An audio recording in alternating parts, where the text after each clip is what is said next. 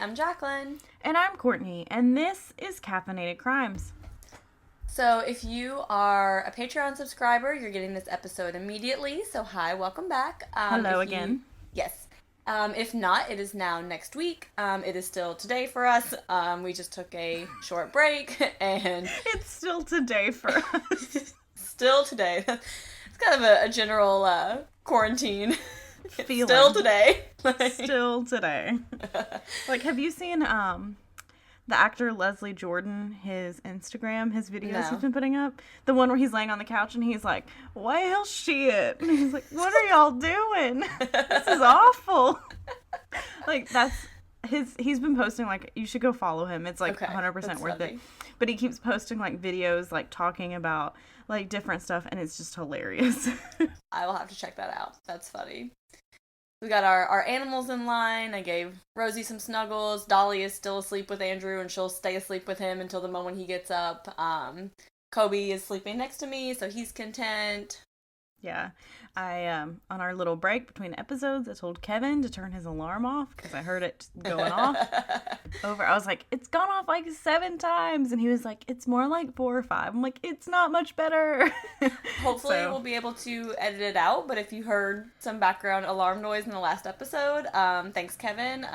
Thanks, Kevin. And then after that finally stopped, my little baby kitten just sat outside the door and cried and was just like, whoa, whoa, whoa. Like, so. You left me all alone. I gave her a piece of, she's obsessed with ice. She loves ice. Like, she loves to play with it. So I gave her a piece of ice, like, before we recorded, hoping it would, like, keep her content, but she probably lost it somewhere. That's why she's crying, because she's like, Mom, I lost my ice. I need some more ice. She brought, like, she has a fox toy that's, like, her favorite, and so she just drags it everywhere with her, like, even to the litter box. Like, it'll be sitting outside the litter box. So she pulled that outside the door, and she's in a mood. She's having a time. And then once we finish recording this episode, we are going to FaceTime Tiffany, and we're all going to do a dance fitness workout together, like we have been doing the last couple of weekends, which has been super fun. Yeah, it's been really fun. A little pick me up from my normal workout where I just sit here and go ugh while I'm working out. Like, now you get to see our faces go ugh while we all work out, so it's great. And we'll all hear a song come on and we're like, no, not this one. No more squats. I'm so done with squats. Yeah, a lot of squats. Yes, but you know, getting that booty in shape, the quarantine booty. Yep. Maybe I'll look good for my wedding after the quarantine, hopefully. Except maybe not, because I'm eating pizza and queso and all that stuff. But it's all anyway. about balance, you know. Yeah. Andrew went to get Krispy Kreme donuts for dessert last night, but the line, like, wrapped all the way around the building and down the highway. So he was like, yeah, I'm not... Like, Andrew couldn't even get in line because he would be blocking an intersection.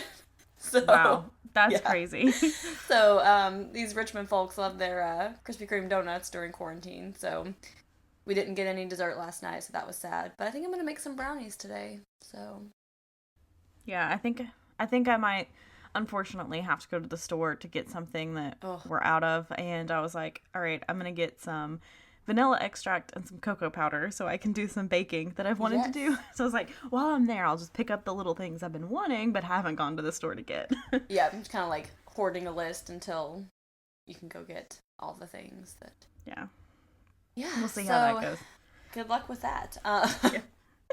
So... we are obviously covering part 2 of the Michigan murders this week. So if you have not listened to part 1 yet, please go back and listen because you'll be very confused. It's very important. Yes. Obviously, we used all of the same sources for this week's content as for last week. So I think we're just going to go ahead and dive right into the rest of the story. On July 23rd, 1969, at 11:15 p.m., resident faculty advisor at Eastern Michigan University calls campus police because one of her student residents, Karen Beineman, never came home. And her friends also said they haven't seen her since around midday. So her friend said that she did go to pick up a wig around noon that day. And the girls at the wig shop remembered her because she said she was doing 2 things that she'd never done. Gotten a wig and rode on a motorcycle with a stranger. Which, probably don't recommend that second one. Probably not. But that sounds like an interesting day. I mean, definitely. So they report her getting on the back of a motorcycle with a young, clean-cut guy, dark hair, about 6 feet tall, and he was wearing a striped shirt. So Karen's boyfriend said, she would never get in the car with a stranger. So that's very weird. They did a sketch with police, but they weren't very confident in it. Memories are not as good as we want them to be. yes. But they did describe the bike as a Honda after they looked at several makes and models. So police interview a girl at another nearby shop who says that she's into motorcycles, and the guy was driving a Triumph. So they also interview another girl who reports being approached by a guy of the same description while she was walking. He rode his motorcycle beside her and was like revving the engine and smiling, but he eventually drove away. Sounds like a douche to me. Anyway, sorry if you're not the guy and you're just a nice guy, but you're a douche, don't do that.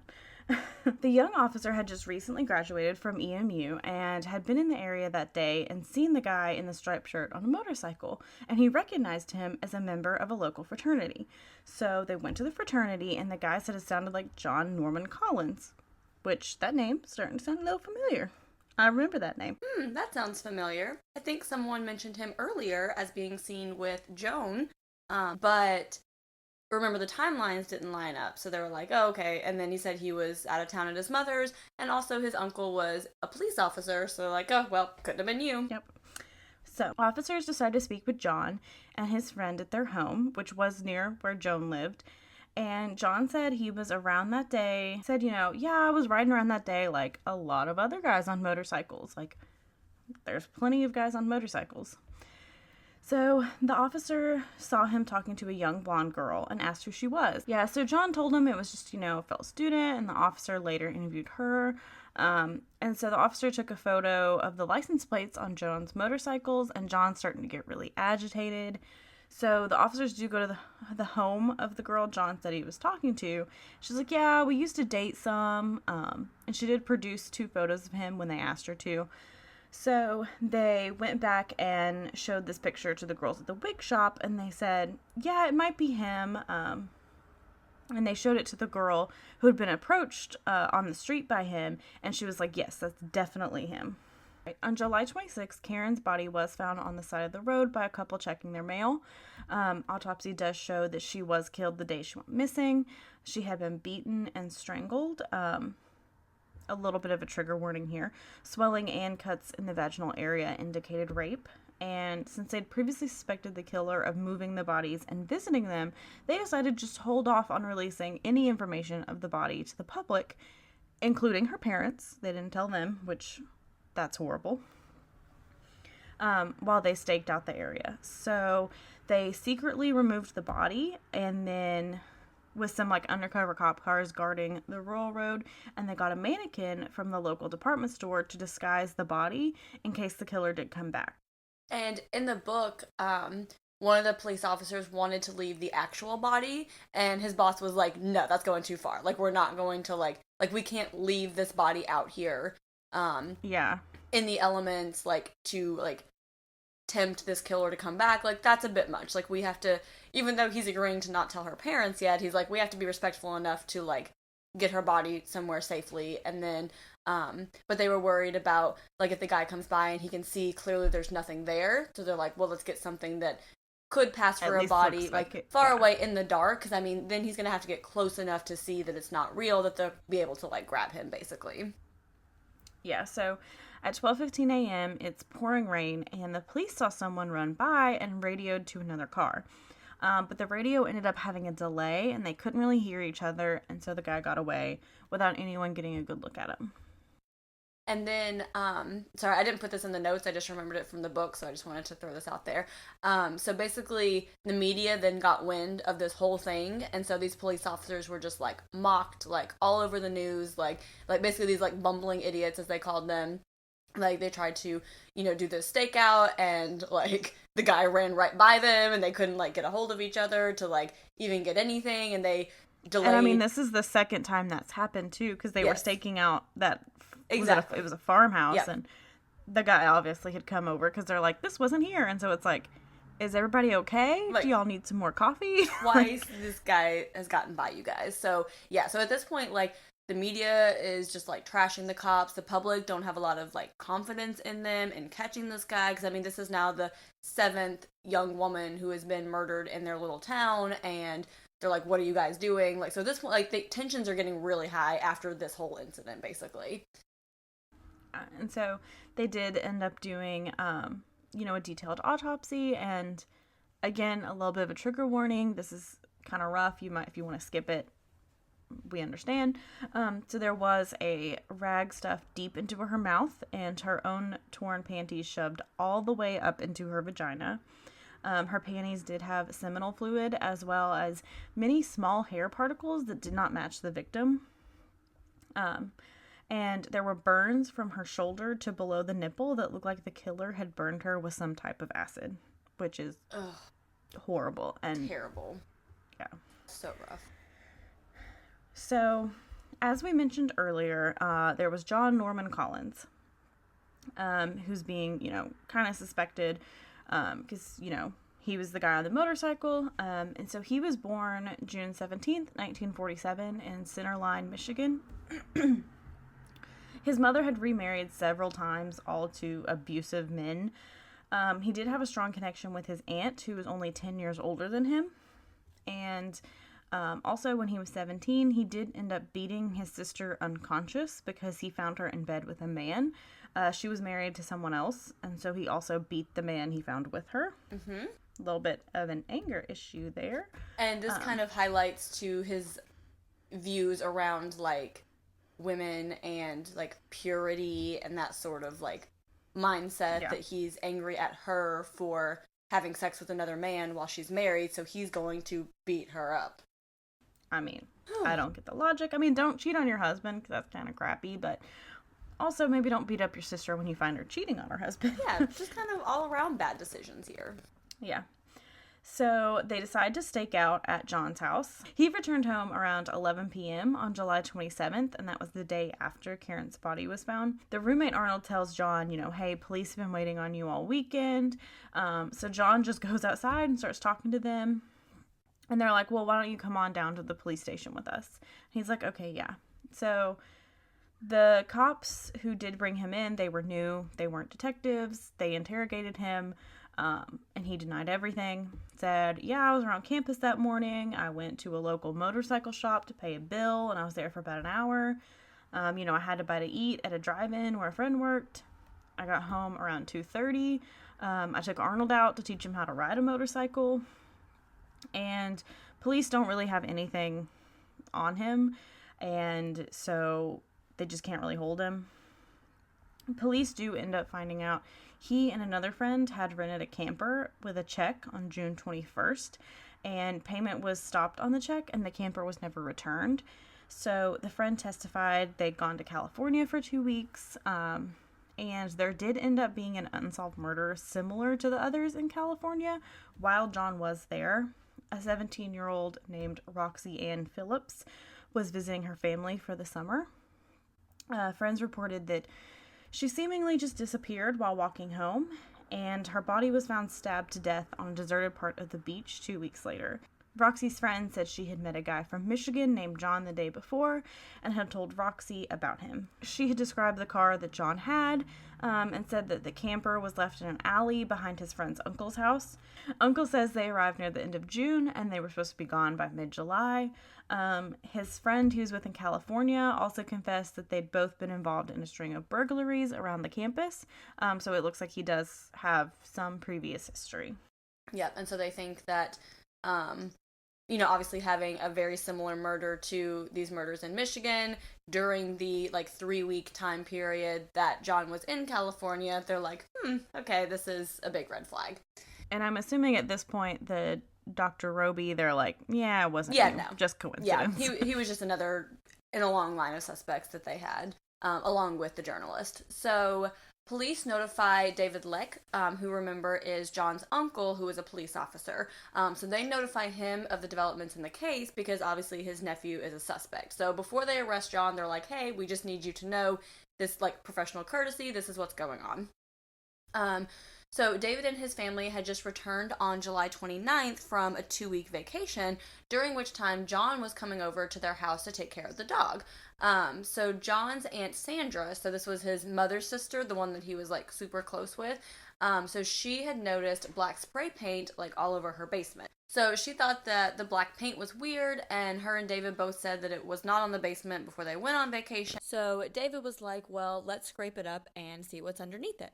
So he scrapes it up and he finds this like reddish brown stain. So he's like, uh-oh, this isn't good. So he calls one of his investigator friends, so they come over and they test it, and it turns out to be varnish.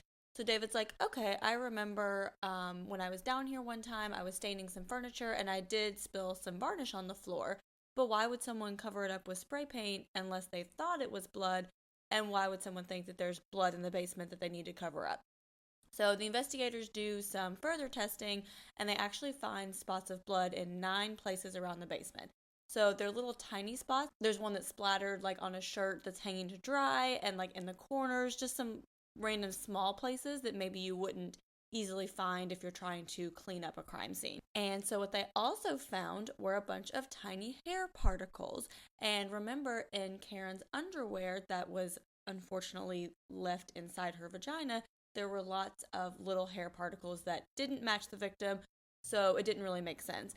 But then Sandra says, yeah, before we went on vacation, I cut my husband and son's hair down here with these hair clippers. And they're like, oh, like this would make a lot of sense. Yeah, totally explain it. Yeah, like if her body was on the ground in the basement, I mean, obviously if you've ever been in a hair salon, you know little bits of hair get everywhere. And so if her body was there, it would make sense that her underwear would pick up these little hair particles that had been left there. And so Sandra said also missing from her basement was a bottle of ammonia and an empty laundry detergent box. So as far as the ammonia, remember that Karen's body was badly burned. So that is a possibility that that was something that he used. And one of their neighbors reported on either July 24th or the 25th seeing John on his motorcycle leave with the laundry detergent box. She knows for sure that it wasn't the 23rd because she was out of town that day, but she can't remember if it was the 24th or the 25th, but shortly after the 23rd, she did report seeing him leave with that. So on July 31st, 1969, the police arrest John after there's a tentative match to the hairs from the basement and from Karen's underwear. So there's a lot of iffy police work in this case, and so this is kind of like the first part of that. So as Courtney mentioned, these like rookie cops, were staking out John's house. He came to talk to them, so they're like, okay, we'll take you in and interview you, and then they let him go that night. So now John knows that he's a suspect, and he was let go, and he has a couple more days to do whatever he needs to do before he's officially arrested. Yeah. Yes. So when they find these hairs, again, this is the 60s, so, there's no DNA in the hair. There's no way to know definitively, like, this is the exact hair. They're basically going off of, like, what they can see, like, under a microscope. Like, does this look really similar? And then they also had a couple of, like, new tests that they were doing that could match the hair. But basically I'm sorry. I was going to say also with hair analysis, a lot of times, too, if your hair is just cut, there's not really going to be DNA in it. It has to be from the root. So if these are just clippings of the hair and clippings found, there's no way to do like a definitive DNA test because that DNA is not going to be in the hair as well. Yeah, exactly. And so the new testing that they were doing, it's new testing. This is the first time that this type of test had been used in a criminal trial in the state of Michigan. So basically when it came back that the investigators were like, yeah, like basically they're like, we have to make a call because we have to get this guy before he does anything else or before he destroys anything else. So like, go ahead, arrest him. He is arrested. So police search his car and his home. So they didn't find anything in his house, and they only found a small spot of blood underneath the seat of his car. But his car had been recently cleaned because police had been staking him out this whole time, and they watched him like cleaning his car, but they can't do anything about it, obviously. So John's attorney schedules a private polygraph test and says that the results will only be turned over to the police if his team decides that they should do so. So I didn't even know that that was a thing that you could do. Like, I know you can do private polygraphs, but I guess because it's the defense, they don't have to turn over the results because it's only like the prosecution that has to. But I have heard of stories of them doing like private polygraphs. I think that was in the I-5 killer, wasn't it? I think it was Diane, but I'm not sure. Diane sounds better. I don't know. One of the cases we covered, y'all. So basically, the defense does the polygraph, and then they're like, yep, nope, we're not going to give you those results. Okay. And I mean, is that not evidence in itself? Like, okay, well, clearly. Yeah, like if your attorney uses this test to prove your innocence, and then you're like, nope, I'm not going to tell you what that said. Okay. Yeah. A little suspicious. Yes. So the police are going to do a lineup with John because remember there were 4 witnesses the day that Karen disappeared. So there were the 2 girls that worked at the wig shop. There was the girl that worked at the shop next door who was into motorcycles, who gave a better description of the motorcycle. And there was also the girl on the side of the road that he tried to pick up. Drove up next to, that he tried to pick up. So the day before this lineup, the police officer takes John's mugshots over to these 4 witnesses.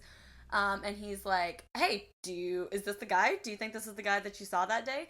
And so all the witnesses were like, I'm not sure. Like, no one for sure said, like, oh, yeah, that's him. They're like, I don't know. Maybe it could be. Yeah. But, obviously you can't do this.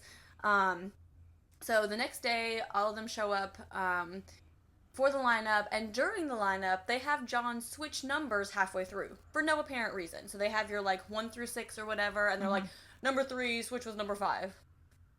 For no apparent reason, which obviously is going to make this person stand out. Yeah. So obviously the witnesses are focused in on this guy more. And again, they saw the picture the day before of this guy's mugshot where the police are like, are you sure it wasn't this guy? And I'm pretty sure, in any case today, if this had been found out that this happened, the defense would be like, well, clearly this is, witness tampering because you're, implanting in their head this person's face, and then they're seeing them the next day, and even if they don't realize it, they're gonna be like, oh, I think it's him, because they'd seen that picture. Yeah, because he's going to look familiar to you because a cop just came to your house yesterday and showed you this picture. And so the police officer that went to their house wasn't like, oh, hey, tomorrow say it was this guy. He was just like, are you sure it wasn't this guy? Okay, well, I hope tomorrow you'll be able to make the right decision to put the killer behind bars. Okay. Which is obviously putting a lot of pressure on them to pick someone. And, I mean, that's just wrong. So, obviously, all the witnesses ID'd John in this lineup. So when this goes to trial, his attorney does challenge this and was like, I want to move forward dismissal of this eyewitness testimony because it was clearly tainted. But the judge rules that it was okay because they didn't pick him out from the pictures, they picked him out from the physical lineup. That doesn't really absolutely make sense. So I guess the judge is saying if the cops had showed him the picture and was like, is this him? And they were like, oh yeah, that's him. Oh, that's a tainted lineup because that's his mugshot. But if you showed him the picture the day before of who they're supposed to be picking, and then they picked the guy out in a physical lineup, that's fine. Totally. Yeah, that doesn't make sense. Yeah, so you're not supposed to do that. That's not okay. Okay, so now we get into the key points of the trial. So one of the key pieces of evidence included John's timeline for the day. So the girls at the wig shop said that he left with Karen on his bike around 12:30 p.m. And so remember Courtney said that he told the police that day he went to pay, he drove around campus for the morning, he went to pay a bill at a motorcycle shop, he went and had lunch with a friend, and then he taught Arnold how to drive a motorcycle. So that was his alibi for the day. So the wig shop girl said that he left around 12:30. So the guys at the bike shop say that he was there around 1 to 2. So they interviewed 4 different people at the shop. They all said they remembered him being there about an hour, because he would just stay and kind of chat with them or whatever. And they all remembered they were eating lunch when they got there. So they couldn't remember exactly what time, but they're like, we usually eat lunch around 12:31-ish, somewhere around there. So 1 to 2-ish. And so John had said that he got home to ride motorcycles with Arnold around 2:30. So Arnold originally confirms that story and was like, yeah, we went riding around 2:30, and then later he's like, actually it was 4:30, and so when police are like, okay, well, where did those 2 hours come from? Why did you change your mind?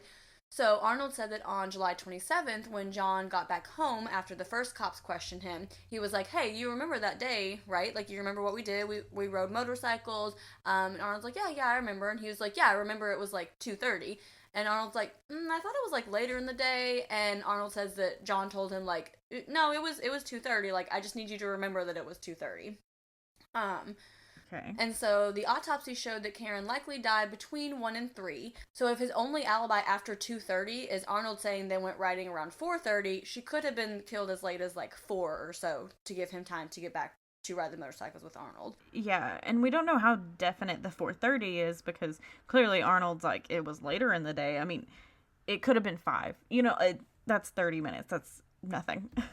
Because that's the thing, too, like, how exactly do you remember your day of, you know, oh, I left around this time, I got home at this time, yeah. I don't know. So, to get back into some of the police mishaps in this case, the girls at the wig shop and the guys at the bike shop said that police questioned them over and over and over. So, they would come in, they would grill them for like an hour, they would come back the next day, they would call them on the phone, so they were just like constantly like, okay, now was it this time, or was it this time? Are you sure it wasn't closer to this time? What about this time? And so, one of the guys at the bike shop actually testified on the stand that he's like, I just agreed to whatever the cop said because I couldn't even remember at that point. He's like, you know, this happened a week ago.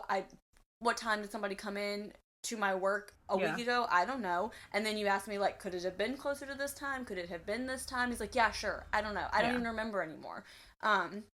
And so there were also 2 statements signed by guys at the bike shop that had wrong times on them. So the guys said that the cops had come in with the statement and they like read it over and they're like, oh, no, actually it was closer to this time. So they're like, okay, no problem. Just sign it. I'll just handwrite it in when I get back to the office and fix it. And they were like, okay, but they never fixed it. So, just general life advice. Never sign something that someone says they're going to fix for you later. Yeah. No, you need to see what exactly it looks like before you sign it. Especially in like a criminal trial. Yes. So one of the key parts of the evidence was Arnold's testimony. So again, Arnold disagrees with the timeline for what time they went riding motorcycles. And then Arnold also says that after that first night that John was questioned by police, John comes home. They're like hanging out in his room with the other friend that John went to California with. Mm-hmm. So the 3 of them, they're like hanging out, playing video games, whatever. So John took a box outside, and Arnold said that he saw a woman's purse and jeans inside the box, and said that he maybe saw a shoe, but he wasn't sure. And those were all things that had been missing from all of these victims. So he said that John was, like, gone for a couple of hours, and when he comes home, Arnold's like, oh, where'd you go? He's like, oh, I just, like, had some things I was getting rid of. Okay. Some spring cleaning. Yeah, in the middle of the night, no big deal. So Arnold was the one that pointed police to the friend that John went to California with, so that's how they got that friend's testimony, because Arnold's like, oh, yeah, here's the guy that he went to California with. And then Arnold also tells the police that him and John and the friend from California, I'm sorry, I don't know his name. His real name isn't included in the book, and I couldn't find it online anywhere. So we're just going to call him the friend he goes to California with. But Arnold says that the 3 of them had been out in the friend's car the night that Joan went missing. So if you remember, Joan was... So 3 guys in a car. And it wasn't a car that John was driving. So they're like, oh, this red car with a black vinyl top. Guess who drove a red car with a black vinyl top? The California friend. From California. Yep. And so Arnold says that they were out driving around. You know, she asked for a ride, which Courtney said it was only like 20 minutes. So John was like, yeah, he's like, let's pick her up. We'll go back to my house. I'll get my car and I'll take her. So that way all 3 of us don't have to go. So Arnold says that John took her back to their place. And he was like, oh, like, we're going to go up to my room for a little bit before we go out and drive her, you know, to where she needs to go. We all know where that's going to go. And then Arnold said that he came back and he's like, yeah, I made her leave because she was just such a tease. Well, you know, she was also wanting a ride to go see her boyfriend, so she's probably not going to have sex with you, John. Yeah, and is he trying to do that whole, like, ass, grass, or cash, and I already have grass and cash, that's how I'm going to give you a ride. You know how douches Courtney, have people said this to you? You've never heard that phrase? That was a thing. Back when people hitchhiked, you would say ass, grass, or cash. Oh my gosh. So you're either going to get... Yeah, because... Here's a funny story. So my mom said, like, whenever her and my dad go, like, grocery shopping... I was like, hold on, I need to finish my drink of water, because if it's your parents' story, I'm probably going to laugh really hard. So they said when they go to the grocery store, like, my mom will take the buggy back and my dad will bring the car around. And every time he always goes, ass, grass, or cash. And I already have grass and cash. Yeah, but my dad said there used to be, like, bumper stickers that said that for, like, people hitchhiking. Like, you gotta give me one of the 3. Wow, I never knew that. I mean, like, I get the sentiment, but I've never heard, like, the phrase. Yeah, but apparently my dad says that to my mom. That's fantastic. I love that. Okay. So after Joan's body is found, John tells Arnold, he's like, hey, maybe we shouldn't tell anybody that, like, I picked her up that night, because that's just, like, a super weird coincidence, but we don't want, you know, anyone to suspect us, or, like, because, I mean, at this point, Arnold's probably like, oh no, like, I'll be implicated in this too, so yeah, I'm gonna keep that quiet. I mean, that's true, because as far as Arnold knows, it really is a coincidence that they picked up this girl who later was killed. And, you know, John saying, well, I made her leave, and it's like, well, someone else probably picked her up she got after a she different left. ride, like, yeah. And remember, the two college students that first went to police after Joan's disappearance, they're like, I'm pretty sure it was this guy named John Norman Collins that is in this frat. But police didn't look into it any further because their timelines didn't match. When they briefly questioned John, he's like, yeah, I was out of town, you know, with my mom all weekend. You can ask my neighbor, you can ask my friend Arnold. And then, of course, his uncle being police, you know. Yeah. And also, could it have been that the timeline was off because maybe they saw them at two separate times? Maybe. Like, both were correct, you know? Like, well, yeah, I saw her with these three guys, but I also saw her, like, 2 hours later just with John. I mean, that could make sense, like, hindsight. And especially with how much later her body was found, you wouldn't be able to tell, was she killed at 10 o'clock or midnight? You know, like, when you get several days past, you're looking at a rough timeline. You're not, like, 12 hours later where you might be able to tell down more to an hour, you know. And, you know, half of her body was decomposed, half wasn't. Yep. A lot goes into that. And so Arnold also identifies a picture of Alice Kalam as a woman that John had brought up to his room before. So apparently it wasn't unusual for John to bring women home. So he's like, yeah, I recognize this girl. He said that she left mad, and, you know, again, sounds like John's trying to bang everything with a pulse, so I'm sure a lot of women do leave mad, so probably didn't stand out to Arnold. But then, John later asked him to hide a knife for him. So, okay, Arnold. Guys, don't do that. If your friend is like... No. Yeah. And if you see two women that have both been murdered, and you know your roommate was with them, I don't care how good of friends you are. Turn that motherfucker in. Something is off here. Like, no.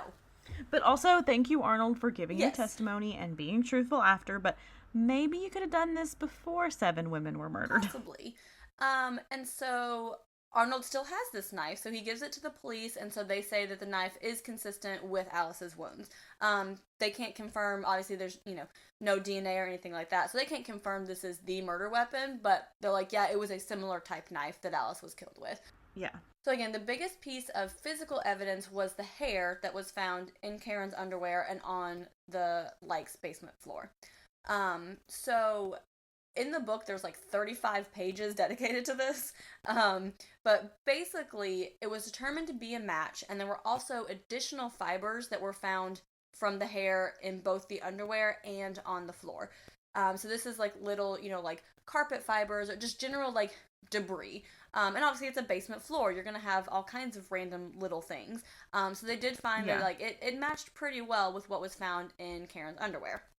So experts for the defense testified that this technical science was wrong and that you could not definitively link hairs when working with such a small sample because they had so few hairs and the length of the hair was so small from the clippings. They're like, you can't say for sure that this is a match. So the judge ruled that it was admissible science and it's up to the jury to weigh its significance. So again, the specific tests that were done on the hair, this is the first time this test has been used in the state of Michigan in a criminal trial. Yeah. And so it's like, who knows? Yeah, it's so up in the air. I mean, I do think it's so strange that there are these hair clippings and that, like, that's pretty, like, circumstantial evidence there where it's like, okay, well, maybe. But it is weird that he's letting the jury decide its significance when the jury probably doesn't know anything about... I mean, this is before most of our true crime shows where we all think we're, you know, defense experts. We all think we're jury experts on everything. But, you know, this is before that, too. So it's like, hey, you just decide whether you think it's true or not, which is not a good way to go about it. Not a good plan. So after 3 days of deliberation, the jury does find him guilty, and he is sentenced to life without the possibility of parole. So again, this is just for the murder of Karen, even though they strongly suspect that he was the one who killed the others as well. So I just wanted to go over a couple of connections between John and the other murders that kind of make them suspect that he was the murderer in these cases, because that has to be difficult for the families who were like, I want closure, and I don't know for sure if it was this guy or not. So charges were brought against him for the death of Roxie in California, but after John was sentenced to life in prison, they were like, okay, we're going to drop these charges because it's not worth the taxpayer dollars to, bring him here and go through this whole trial when he's already in prison for life with no parole. So if for some reason he does ever get out on appeal or whatever, they can still try him for Roxie's murder. Because the same fabric of the dress that was wrapped around Roxie's throat was found in the camper that John and his friend had rented and left deserted in California. And there was also a probable match. Again, this is very rudimentary science for hair matching, but there was a probable match of pubic hairs found on Roxie's body and found in the camper. And again, circumstantial evidence, but John was also treated for poison oak at a hospital in California during his time there, and Roxie's body was found in a patch of poison oak. So all of the officers who found her body also got poison oak very badly. But John and his defense team argues that he did not get a fair trial because the news of him being charged in Roxie's murder was released prior to him going to trial in Michigan. So during his first trial, they said that they were only going to talk about Karen. Like, in the court, they were not going to talk about any of the other murders, even though the public pretty much knows, like, hey, these are the murders. Like, we're tying them all together in our heads. But they're like, we're not going to release any of that information. And I guess California had agreed not to release it, but there was like quote unquote miscommunication. And right before he went to trial, before the jury was picked and everything, California released the information that he was also a suspect in that murder. So Mary, who was the first victim, so John and Mary worked in an office that was like across the hall from each other at the time that Mary was murdered. And she had an Expo Canadian 67 silver dollar. I'm not quite sure exactly what that is, but it was like a coin that she apparently always wore around her neck. And when her body was found, it was not on her body, and her parents said that it wasn't in her belongings after they cleaned out her apartment. But that coin was found in John's room when they were searching it for the evidence in Karen's murder. So obviously they couldn't do anything with that legally because that was not on the list of things they were allowed to be searching for. Yeah. But it did tie into making it pretty probable that he was Mary's murderer because he had this coin. Again, we already talked in depth about, Joan and Arnold's statement. And there were several other people who reported seeing a guy on a motorcycle, like around dawn, the younger girl, and, some of the other women. It's the 60s. It's a good-looking guy on a motorcycle who pulls up and offers to take you for a ride. He doesn't necessarily have to have, like, a connection to these people. Yeah. But as we talked about before, Jane Mixer was a little bit different, because that one seemed more planned because it was, someone who had answered to an ad in the student union that she was looking for a ride. He gave her like a fake name, so it seemed a little bit more planned out. She was shot versus, being strangled and stabbed. So in 2005, police actually arrested Gary Lederman, for the death of Jane Mixer because they are going back through and, running DNA tests on some of these cold cases because technically all of the other murders except for Karen are considered cold cases. And so DNA on her scarf that was used to strangle her was matched to Gary Lederman.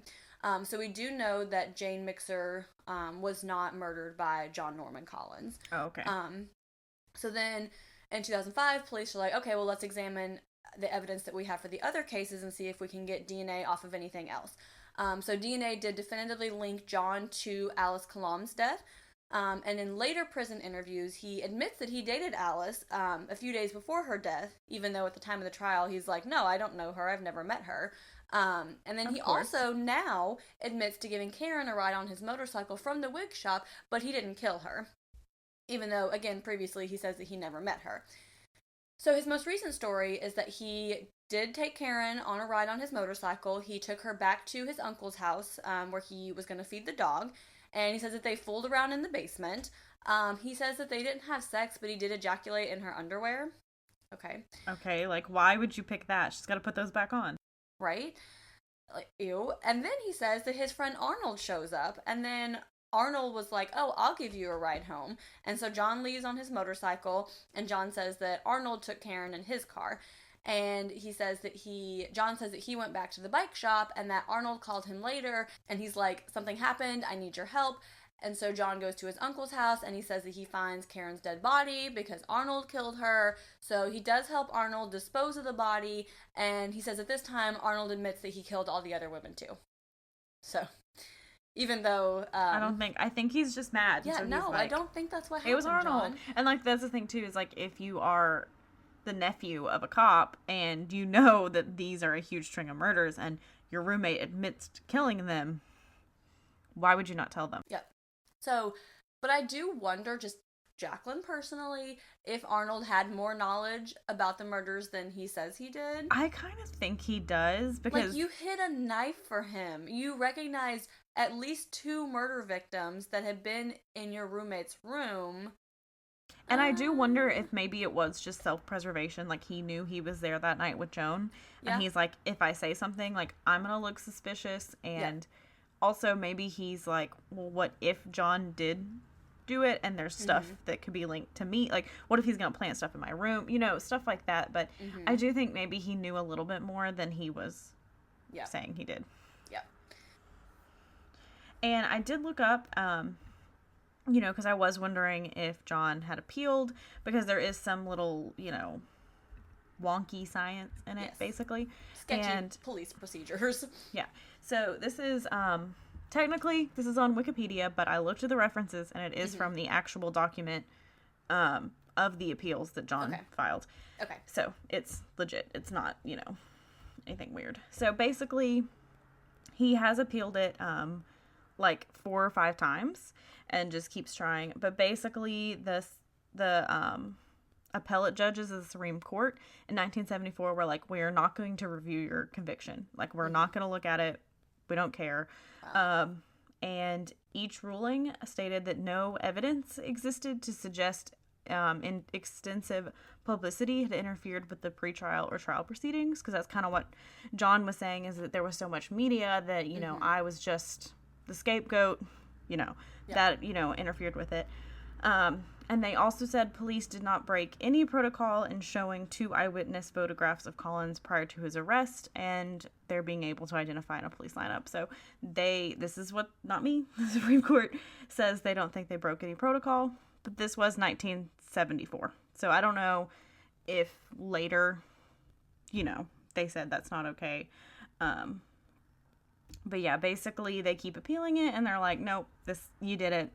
Goodbye.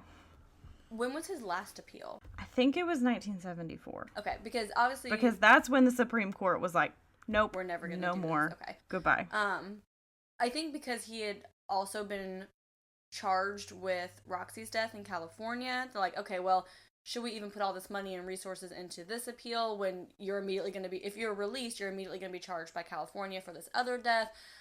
We talked before about the issues with circumstantial evidence, but in this case, like, there's so much circumstantial evidence. And then obviously after 2005, there's no point because now we have DNA that you killed Alice. So yeah, I think that played into it as well as the whole Roxie thing. And it's like, look, I mean, even if we say, okay, yeah, we'll appeal it, it's not going to be overturned. Like, you're still going to be found guilty. And don't get me wrong, there are so many police mishaps in this case with stuff that you're like, maybe you shouldn't do. The hair science is iffy. I don't know. It's if you just go based off of, like, looks, but also how coincidental that you would find, you know, these random hair clippings from somewhere, and the main suspect also has these random hair clippings on the basement floor that also has spots of blood, which I don't know if they probably didn't have enough even to DNA type. Obviously, there wasn't DNA then, but to, like, preserve the blood to be able to type it now, I'm sure there wasn't enough there to be able to do that. The missing ammonia and the laundry detergent box.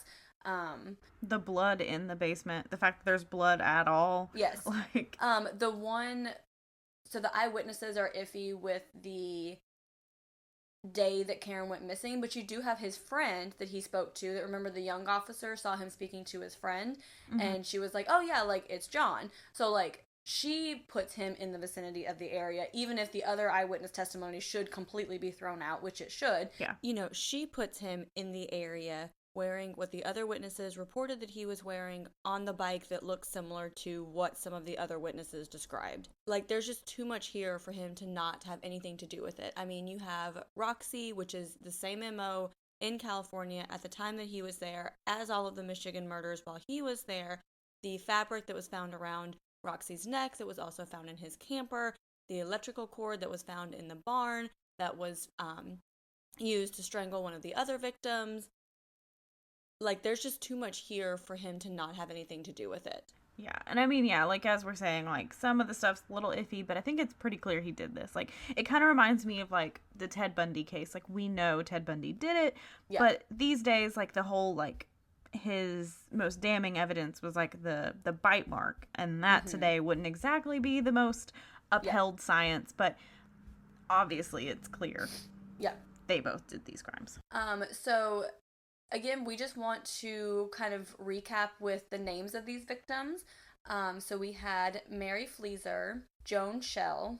Jane Mixer was not John's victim, but she was still a victim, so I do want to include her in remembrance. Yes. Marilyn Skelton, Dawn Basum, Alice Kalam, Roxie Ann Phillips, and Karen Sue Beineman. So we just want to remember them and their tragedies and the tragedies that their families went through. Yeah, because it's absolutely devastating. You know, we don't want to focus on John. He can go rot away in prison. Yes, it appears he won't get out anytime soon. He's currently 72, so might not be much longer that he's around. Who knows? I mentioned in last week's episode the Detroit Free Press article, which got into some of these recent developments, including the connection to Gary Lederman with Jane Mixer by DNA in 2005, as well as the DNA on Alice Kalam's body that ties in definitively John Norman Collins, as well as his letters in prison to one of his cousins, and his interviews where he said that, like, Arnold was responsible, you know, like, all of this kind of recent stuff. So that was a really good article by the Detroit Free Press that I do recommend that you look into, just for, like, the word-by-word interviews, letters. Like, that was super interesting. So thank you guys for sticking through with us for a two-parter. Yeah. So, Courtney, what is your perk of the week? So, my perk of the week is that, because I'm trying to go to the grocery store less, and so all the things that I've bought over the past few months that I'm like, I'm gonna make this someday, and then never did. Well, now I'm like, I guess I'm gonna make it. Yep. So gonna go through all these groceries. I did end up making like a homemade Indian meal, so it was like chicken tikka masala with some naan from Trader Joe's, and it ended up being really good. I just used like a jar of tikka masala. Don't think I got too bougie. I'd love to make my own, but it calls for like 20 ingredients that all cost like $10 that I don't have in my cabinet. Yep. But yeah, so I did that, and I'm just trying to like branch out and make like different meals and new things, you know, just trying to use up what we have so we don't have to keep going to the store. Yeah, very nice. So, yeah, just cooking and baking and stuff. It's nice to be able to do that. The dishes suck because I'm doing so many dishes, but I feel you on that one because Andrew cooks and I do the dishes, and now that Andrew is home all day every day, Andrew cooks a lot, which means I do a lot of dishes, and yeah. I also don't have a dishwasher, so that sucks. But yeah, very nice. Yeah.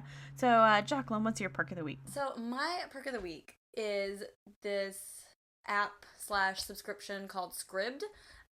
So I don't know what their prices normally are, but basically you pay like a flat rate every month and you get access to all of these ebooks and like audiobooks, online magazines, you know, whatever. So because of the quarantine, they did a 30-day free subscription. So I subscribed to that, and so I'm on my like 6th or 7th book that I'm reading through them before my subscription runs out. And, I don't know, I may pay to do the subscription now because it is really cool. It does have more ebooks than my library has, and a lot of times with my library, if it's like a really good book, it's on hold for like 6 months, and like I've been waiting on that new Ruth Ware book for like ever. But so I may continue that subscription, but it is really nice of them to do like a 30-day free when they know everyone's at home and wanting access to more content. And so I've really been enjoying that. Yeah, I think Kindle Unlimited is doing a similar thing too. And I've taken advantage of that too, because they have a lot of, my library doesn't have a lot of true crime books on their ebooks. So it's been good for podcast research for that. So there's a lot of good sources out there during this quarantine, thankfully, for books. Yes, I appreciate that very much. So if you guys want to get a hold of us, you can email us at caffeinatedcrimespod@gmail.com. You can reach us on Instagram at caffeinatedcrimespod. And if you feel so inclined, you can donate on Patreon at patreon.com/caffeinatedcrimes. So we appreciate you guys, and we hope you're doing okay during this quarantine. Yeah, definitely. And go have a cup of coffee. And don't commit a crime.